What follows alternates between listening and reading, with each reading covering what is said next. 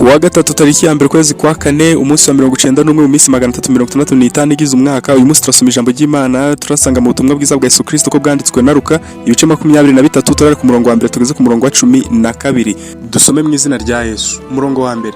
Bose barahaguruka bamujyana kwa Pilato, batangira kumurega bati, uyu twamubonye agandisha ubwoko bwacu, ababuza guha Kayizari umusoro, avuga kandi ko ari Kristo umwami. Pilato aramubaza ati, niwe mwami w'Abayuda? Aramusubiza ati, wakabimenye. Pilato abwira abatambyi bakuru na rubanda ati, nta cyaha mbonye kuri uyu muntu.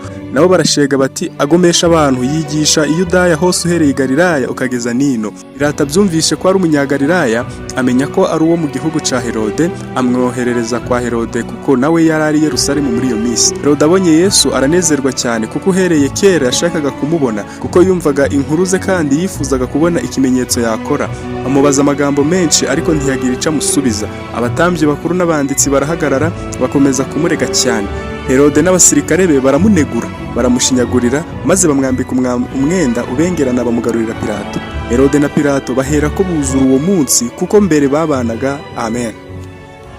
Nkuko tubisomye mu ijambo, abayobozi b'idini bashyiriye Yesu Pilato bagiye kumuregayo ibirego bigiye bitandukanye. Niwe wenyine wari ufite ububasha bwo gucira urubanza rwo gupfa abanyabyaha. Pilato muri iyo minsi niwe wenyine waciraga abanyabyaha urubanza rwo gupfa ndetse akanakiza.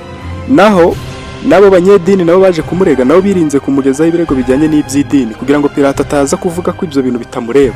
Bamushinjije ibijyanye na politike gusa, baravuga ngo ngakangurira abantu kwivumbagatanya, ngo kuba Roma, ngabakangurira kuanga gutanga umusoro, ngo yiyita umwami n'ibindi byinshi bijyanye na politike. Ibyo zose Pilato yasanze nta gikwiriye ariko kumucira urubanza. Rwose pe asanga nta kintu gikwiriye kumwicisha. Akibuza amwohereza nyine kwa Herode, kuko Herode yaramenye ko ari yo i Galilaya i Yerusalemu.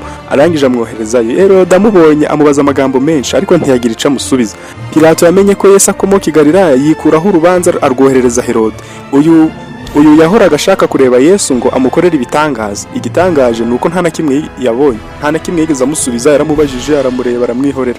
Yewe n'ibibazo byose yamubajije nta na kimwe yamusubije. Biratangaje kubona abantu bafatwa nk'inkingi mu by'iyobokamana, no kwa Herode urwango n'ishyari byakomeje kuzura imitima yabo.